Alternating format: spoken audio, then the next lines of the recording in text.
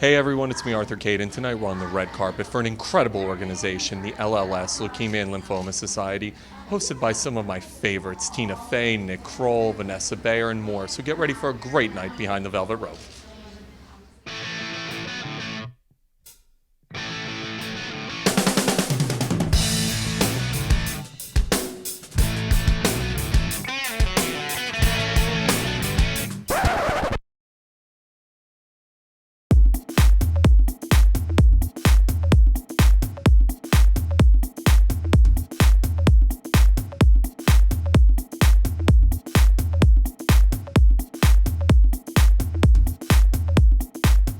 Hey everyone, it's me, Arthur Kade, Kroll, LLS. Such an important cause and one that's close to your heart. Talk to me about being here to support this wonderful work they're doing here.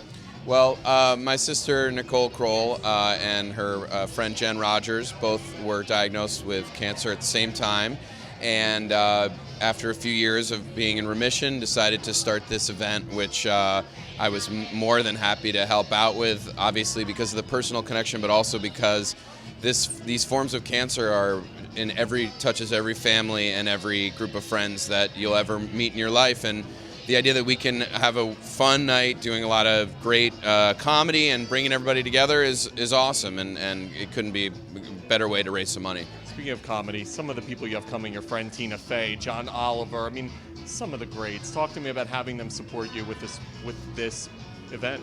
Well, I only perform with people with glasses, and so Tina and John are great. I'm going to let Samantha B slide tonight, and it's just, it's such a crazy, it is, as I like to say, it is the very least that we can do, and I mean that literally. All we have to do is go up and perform. The work that everybody's doing at LLS, behind the scene, the Leukemia Society, is the real work, and this is just a fun way to raise some money and just have like a couple laughs. And Tina and John and Samantha and Sarah, who's performing music tonight, are just all just the best, most talented people. So I'm excited to share a stage with them. Speaking of talented people, I was telling you, I love the Kroll show. So sad it's not on the air, but I also love Adult Beginners. Talk to me about the movie. You got to work with a great cast with that. Yeah, it's an amazing group. Rose Byrne and Bobby Cannavale and Joel McHale and so many other really very talented people.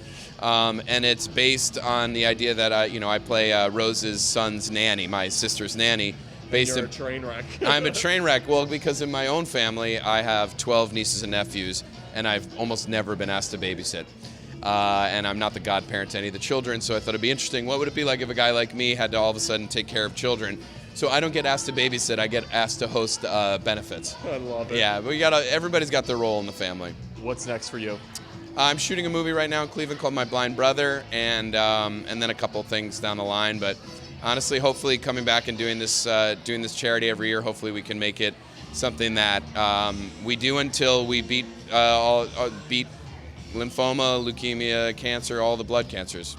Just beat them down. Talk to me about being here to support them in the work they're doing with LLS. Yeah, well, this event is, co-hosted every year by my friend Jennifer Rogers, who's a friend of mine who's over 6 years now cancer-free, with non-Hodgkin's lymphoma, and so I'm here to support her. And obviously, Nick Kroll is and his sister-in-law are a big part of the organization, so it's a pleasure to be here, and it's actually a really good show. Usually, it's not my part; I'm in a bump, but you get to see some great stand-ups and hear great music, and it's all for a good cause.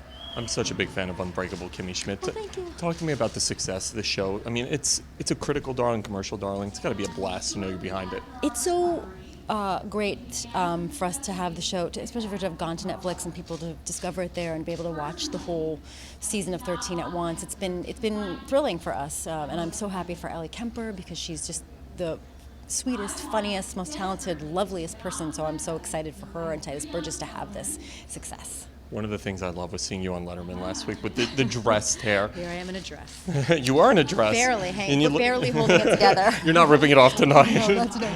Talk to me about the legacy of Dave Letterman.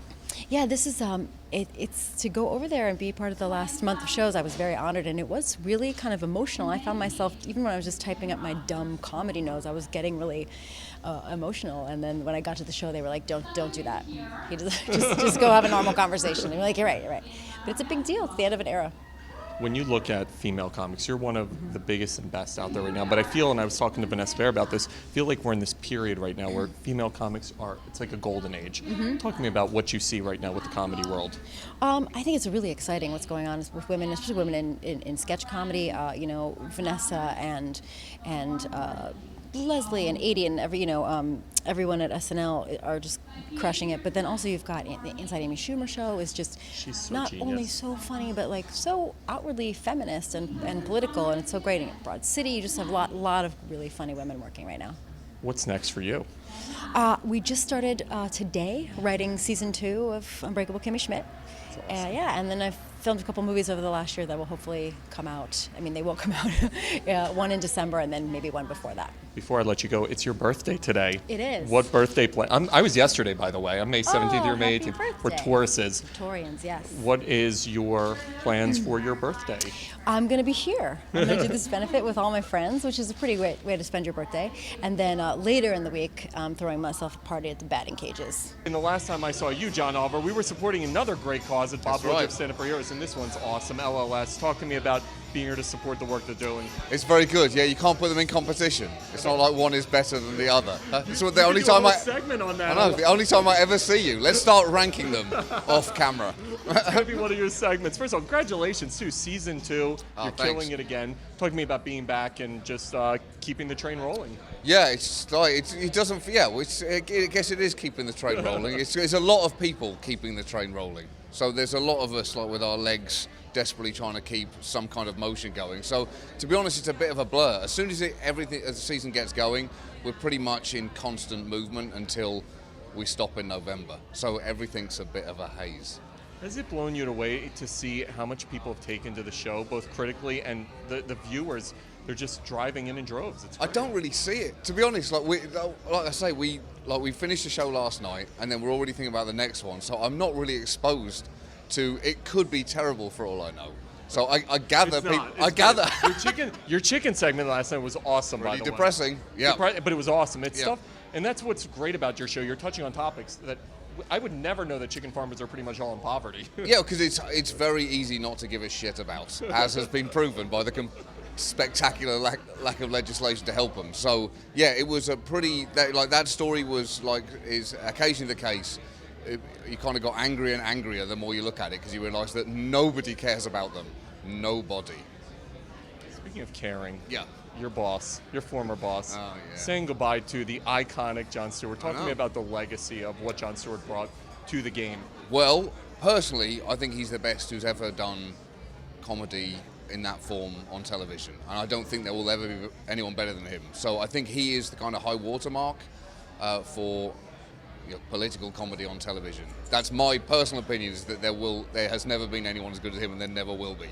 So that's what we're saying goodbye to in a few months. The greatest who's ever done it.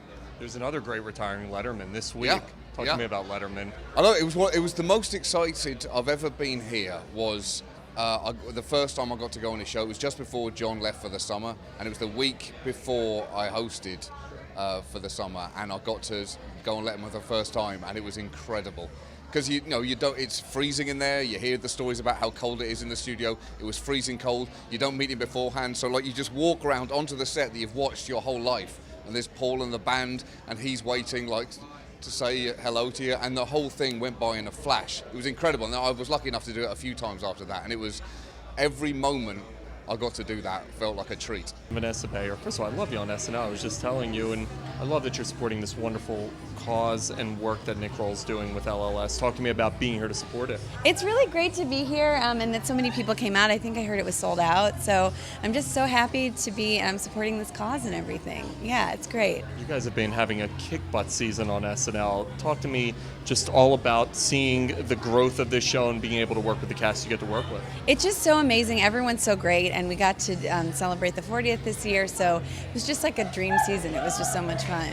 Yeah. You're in a movie that I cannot wait to see, and I actually just spoke with Amy Schumer a couple weeks ago, but you're Oh, in Trainwreck. That looks yeah, unbelievable. yeah. Talk to me about the movie. What can people expect? A lot of laughs. It was just such a fun experience filming it, because Amy and Judd and everybody was just so amazingly talented and fun to be around. So I think they can expect, a lot of laughs. It's like a really good story too. It's like a really great movie.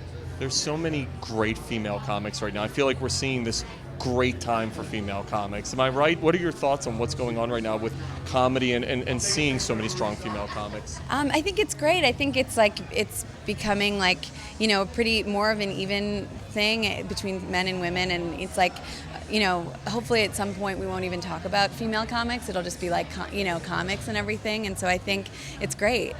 The SNL 40th, one of the coolest things I've ever seen. Talk to me about being part of that. It was just amazing getting to see all of these heroes that like you grew up watching and loving and everything. It was just amazing to be around those people and hear about their experiences at the show and hear, you know, how a lot of the stuff is similar for everybody, sort of, the highs and the lows. So it was just so much fun and so amazing to meet all of these people that were just, you know, that you were watching when you were a kid watching SNL and everything.